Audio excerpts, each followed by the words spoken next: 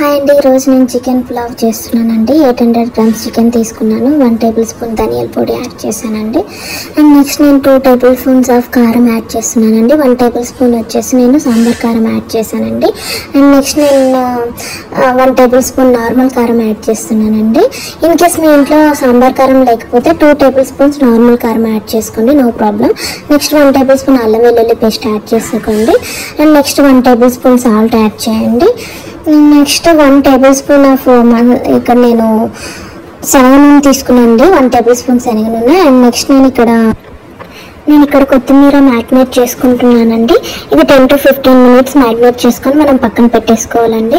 Next మనం బాస్మతి బియ్యం, నేను ఇక్కడ 2.5 గ్లాసెస్ బాస్మతి బియ్యం తీసుకున్నానండి.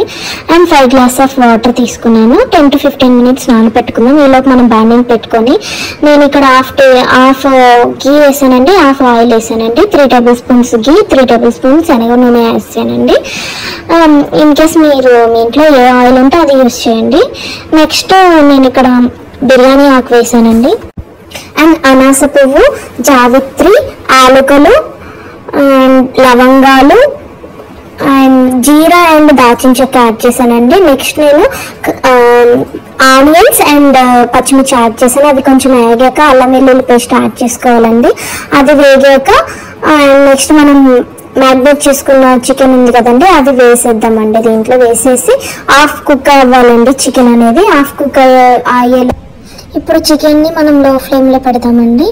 నెక్స్ట్ ఒక ప్లేట్ పెడదాము. నెక్స్ట్ చూడండి, ఇది హాఫ్ కుక్ అయిపోయింది. హాఫ్ కుక్ అయిపోయాక మనం పుదీనా కొత్తిమీర యాడ్ చేద్దామండి.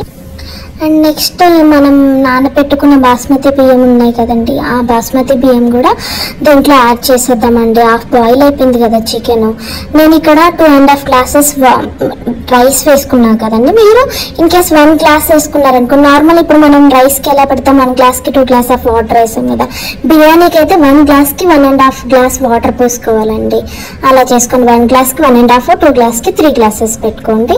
ఇప్పుడు టేస్ట్ చూడండి, సరిపోతే ఉప్పు కారం యాడ్ చేసుకోండి. నెక్స్ట్ కుక్కర్ మూత పెట్టేసి 5 విజిల్స్ వచ్చే వరకు ఉంచండి. 5 విజిల్స్ వచ్చాక ఆఫ్ చేసేసేయండి. స్టవ్ అనేది ఆఫ్ చేసేసి ఒక 10 to 15 మినిట్స్ అయిపోయాక మీరు ఆ విజిల్ తీసి చెక్ చేసుకోండి. విజిల్ తీసాక నెక్స్ట్ తీసేసే చూడండి, వేడి వేడి చికెన్ పులావ్ రెడీ అయిపోయిందండి.